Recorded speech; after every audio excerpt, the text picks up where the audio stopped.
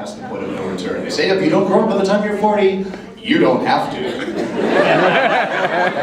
Yes? Have you ever voice acted for Hentai?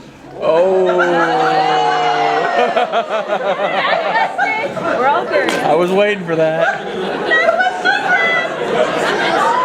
If this was a midnight panel, I would have an answer that would have you all gagging. Which is actually indicative of the answer I was going to give. Full no. Yes. Can you hint us towards anything you're working on or anything upcoming? Well, I was subtly hinting about some Dragon Ball without actually saying anything about it. What are we working on now? We just finished Johnny Test. We just finished. No, we're just finishing up League of Super Evil. I'm working on a show with Disney right now called Hero 108, which is really weird. What about Flipper? Have you seen it? The second season gets even stranger.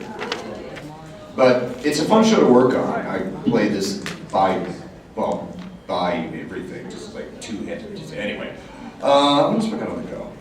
We just finished some stuff on Strawberry Shortcake. I did some on My Little Ponies. I'm auditioning for stuff all the time. I just did a bunch of video game work. We did a bunch more Warhammers just recently. What else was I just in the studio for? I'm really like bad. I should write a list of, oh, that's what I did. Oh, really? I'm in that too. Cool. That's fantastic. I'm narrating a series right now for the History Channel called Dust Up about northern Saskatchewan crop dusters. I swear to God, I have spent like 15 years traveling through the States going, we do not talk like that in Canada. The guys in this show, everything's a question. It's like, I'll frickin' tell you, right? Everything's coming in, frickin' storm coming up there, eh? Yeah, I'm serious, so we're just out there, we're frickin' giving her, man. Frickin' giving her, getting her. I'm like, okay, maybe we really do talk like that. What else? Stuff will pop into my head as we go that I'll shamelessly self-promote. There's a bunch of stuff, and Brad probably said it too, there's a bunch of projects we're working on that we are verboten to talk about, because if it fell into enemy hands, the world as we know it would change forever. It's a frickin' cartoon, people! But they do get a little proprietary about it. And I'm waiting back to hear a couple of auditions right now, so we also do lots of radio commercials. You probably heard me on the old radio more often than you might think. So yeah, I'm keeping busy. Not as busy as I like to be, but I never am because I like to be busy. Yes? You Martin Boo saying it's over 9,000. But you would never say it was over 9,000. Good for you, but first you have to get Boo chocolate. And you don't care about the calories. It's what? It's over 9,000!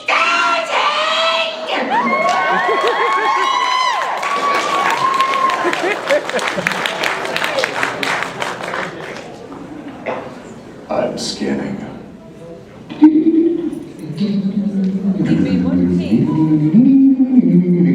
Oh, there's one. Yes. What do you do to prepare before going to an audition? Like for all the different...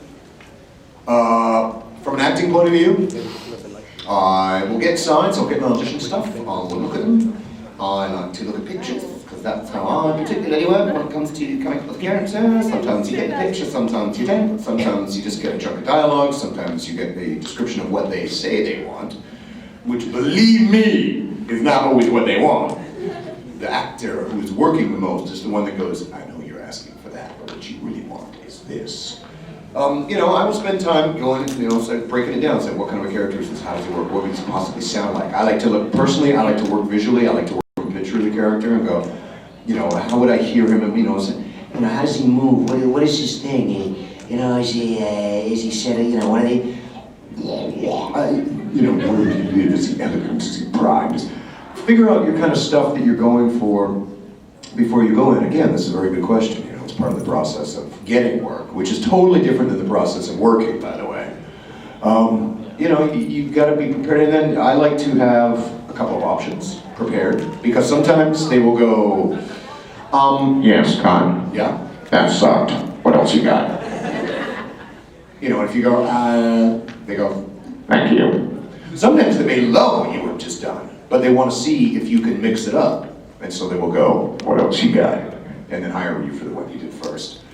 You know, sometimes it's a question of, depending on the character and where you're going, you know, sometimes I will go and scream my lungs off and drink bourbon and smoke cigarettes all night because he has to sound a certain way in the morning.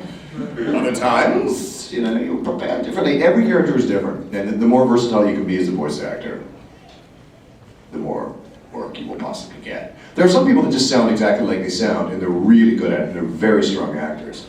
And they will work, and they get a lot of work. Then there's freak shows like me that nobody in the world knows what I actually sound like. But can go in all sorts of different directions, and I work a lot for that too. The most important part is the acting, though. I stress that when I teach. It's like voice acting. Hey, you want to be a voice actor? I can do all these voices. I'm like, great. Can you act? Mel Blanc, the greatest of them all, never created a voice. Always, always, always created characters. Big difference. How was that for sincere? Hey. Joy about acting, you know, sincerity is everything. Once you've learned to fake that, you've got it mastered. That's the worst English accent I've ever done. Yes? What are all the voice actors that you yourself idolize? There's a few. I mean, certainly, living, there's a couple. Maurice LaMarche, I've cited already just because he's freaking awesome and he plays the brain. And he's Canadian. You know, there's guys out there. I mean, Tom Kenny does great work. Rat Trap, really? Rob Paulson. I think the guy that's probably the most talented out there right now is Jim Cummings. He's not necessarily a friend of Canada, but you know, his amazing. Like you listen to his stuff that he does on Winnie the Pooh, and it's indistinguishable from the original. There's no difference. You know, sometimes when you're revoicing a very well-known character, you know, you can kind of get the voice, but it didn't sound quite right. But he's very good. You know, my super influences growing up were obviously Mel Blanc. I've said that, and I think he's the greatest that's ever lived. The reason I became a voice actor is because when I was 12 years old, I was obsessed with Disneyland. I finally got down to Disneyland, and I'm in there, and I'm in my favorite, one of two favorite places in the world, and I'm listening to these tones, you know, saying, "Welcome, foolish mortals." A gentleman named Paul Frees. And then I found out that he was the Pillsbury Doughboy as well. And something went boink. I'm not alone. I'm not the only one who can do this. Dallas Butler was a contemporary of Mel Blanc's. He was responsible for all the stuff that wasn't Mel Blanc. Basically, the Warner Bros. Stuff was Mel Blanc. All of the Hanna-Barbera, you know, Yogi Bear, Flintstone, blah, blah, blah, that was all Dawes. He was amazing. I didn't like his shows as much, but there's a lot. And there's unsung people. There's people like, really? I didn't even know that was the same guy. I grew up, one of my favorite shows in the whole world was a thing called The Groovy Ghoulies, man. Nobody remembers that show. And I just finally got it on DVD from way back, and I went, wow, it's the same guy that played 37,000 people on this thing. Cool. Anyone that's good, I like. Richard. Anyone that's good, I like. Scott McNeil. Richard is the most out and out, I will spit straight cheese out my nose funny I've ever worked with. It's just like, would you stop? It's hurting now. You're killing me with comedy. Two heads at the same time. That was a cut. That was anyway. You have to do it for me before I answer your question.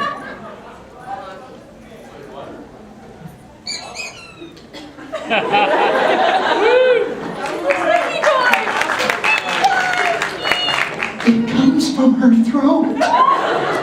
It's my favorite sound in the world. Oh, wow, I just went to a place. Okay, hi.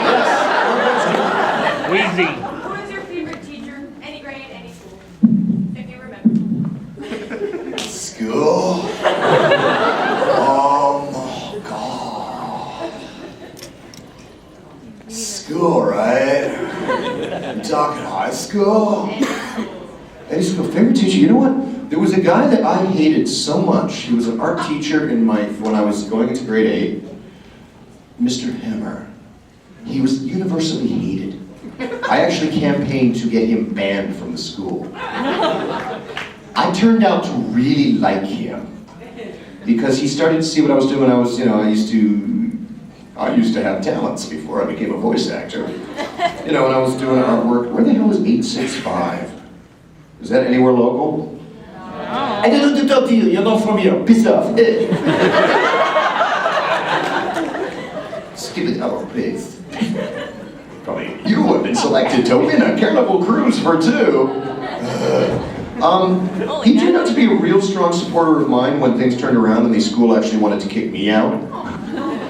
And he went, no, this kid's good. And he saw me actually in a play that I did and really stepped up to the plate. So for want of that meaning anything to anybody, Mr. Hammer kind of rocked my world and changed my life. Chief Hammer! Please, Hammer, don't hurt! Shall I do it again? Yes, please.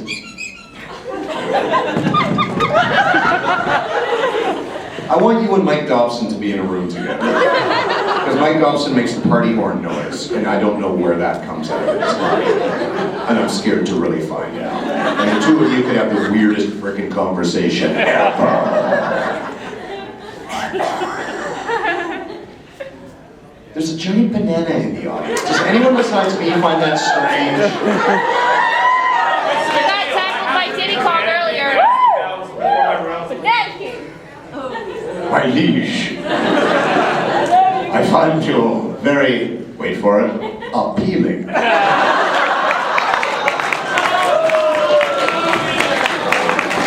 Hey, I'll be here all week. Don't forget to try to feel. Come to the crowd out there. Yes? Would I have to do anything if I were to ask you another question? Like, banana related? You all should be deeply ashamed of this. Because you know where you went. I, of course, never. You know what? You just get it by being awesome. In a banana, and I just already used up my appealing joke. I'm pissed at myself now. That's my question, thank you. That was like really surreal. Like that was like quantum. Because the question was like, the question started. Yes? It's certainly one of the most eye-catching. And the most where I just go, okay, you know what, I don't even, what, is that from a show? It's Anderson Charlotte the Unicorn. I am the Banana King. Oh, hail Banana King! He is the king of fruit. Not right now. No, it's not meal time. It's not meal time. For a moment. Have you guys met? I don't know. Because I'm serious, like the yellow putty and the banana. You'll be telling your grandkids, you know, we met in a con because of the colors. Because of the color schemes. Yes? Can I ask you what you did on Supernatural? Was that your question? Yeah. What you... Yes, you can answer that, or ask that. On Supernatural, I was... What the hell was Supernatural? Oh, that was the one where I was, dead man walking, basically. I was trying to trash, can't remember the name of the character. They actually ended up cutting all of his dialogue. Thank you so much, because nobody wants to hear a voice actor talk. It was the teaser trailer for the show. The show opens up a dark and stormy night. A broken down trailer in backwoods Podunk, wherever Podunk is. Pan across, a lot of cheap wood paneling, across the shoes. I'll tell you another story about this in a second. There's me and my little bark lounger watching a show about cheap tubs. The door blows open. Was that the angel one where like you think it's an angel? No, that was Okay, got it. So I walk up to the door. I open the door, the wind and the rain is howling. I stick my head out and I go, what the hell, man, my turn. Nothing, I close the door. I get back in my bark lounger, I take some of my bear, so bang, the door blows open again. The wind. I turn and stick my head out there again. I'm like, what the hell, what's going on? I close the door and I turn and walk away. Then there's a freak freaking zombie in the freaking trailer! My ex-hunting partner, who I shot to death by accident 5 years ago. So I go, and I pull up a shotgun, and I try to shoot him, and it doesn't work, and he tears my throat out, and I scream like a little schoolgirl. Somebody told me. I didn't actually see it. So that was what happened. I don't get started now. I've seen that episode. I walked in for the wardrobe fitting. I was doing a bunch of landscaping in my house. I'm wearing like shredded up pair of jeans, you know, t-shirt rolls and shit. They're like, you know, we never do this, but can we rank your wardrobe? Because what you're wearing is perfect. So I'm like, okay, fine. Pay me $200 for running my wardrobe. I'm totally okay. So they pan up, they start the shot, and it's shooting up from the bottom of the Barca Lounger, and I'm sitting there with my feet out like this. There's a freaking hole in my pants about that big. One of the few times in my life I decided to go uncommando, or civilian as I like to call it. And I'm thinking, you know, it didn't hurt Sharon Stone's career. So yeah, that's my one upskirt. I know somebody's like, why would you look at me? So that's what I did on Supernatural. Yes? I figured to ask this just because there's two different Doctor Who panels. Do you like Doctor Who? I like Dr. Pepper. You know what it is. I'm not a Doctor Who fan, and it's not because I have anything against it. I've just never actually gotten into watching it. And for me, you know, growing up, I was like, why is there always a different guy? I always think of the guy with the curly blonde hair and the scarf. The fourth I think Doctor. that's Doctor Who. Baker. Tom Baker. Yeah, and then suddenly there's this. I'm like, what? So it's finally, it's like Green Lanterns. What? I finally went to a friend of mine who was a serious, I will not what do you comic book aficionado? I said, why are you? And he explained to me why there's actually 10 million Green Lanterns. What happens when they run out of Doctor Who stuff? Because aren't they close to like, well, Yeah. They're on 11 right now. they're gonna come up with a loophole, I swear to God. Well, they already have. And they'll get The Tom Master. Kenny to play number 13. Yes. Canada, I wanted to know if you had heard of Epic Mealtime yet. Epic Mealtime. Is this one of these things that like 3 years from now I'll be talking and people are, do you remember what happened when the first time somebody showed you Epic Mealtime? It'll be like the Yowie story. Alright, right if you get work. Have fun storming the castle. You think it'll work? It'll take it. Bye. Ask me what my favorite movie is. I love you more! I love you the most, just plus infinity times 1 plus an extra. So, well, okay, Epic Mealtime, lay it on me. They basically Be gentle, it's my first time. take a normal dish and just make it massive and add bacon strips and bacon strips and bacon. And they're grown. Bacon strips are the 6th food group. They come right after number 5, which as we all know is orange food.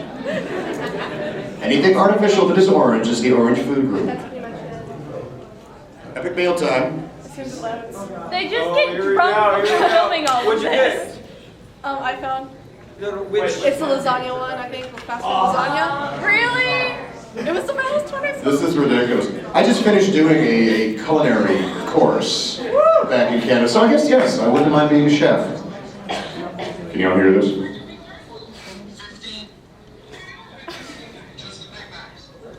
Okay, I will totally watch this in a minute. Totally involved in it. It'd be half an hour of going, what did you do? We watched television. I have a friend of mine who is a serious bacon freak. He went into McDonald's, and this is an honest to God true story. And he said, so McFlurries? We're like, yeah. Yeah. He goes, you can get any kind of flavor of McFlurry. I'm like, yeah. Make me a Bacon McFlurry. And they did! Bacon makes everything taste better. And Chris Clark, God bless his soul, he has bacon soap. They have bacon day, they have bacon parties at his place. It's kind of terrifying. Which sucks, because I don't eat pork anymore. It's so good. Oh.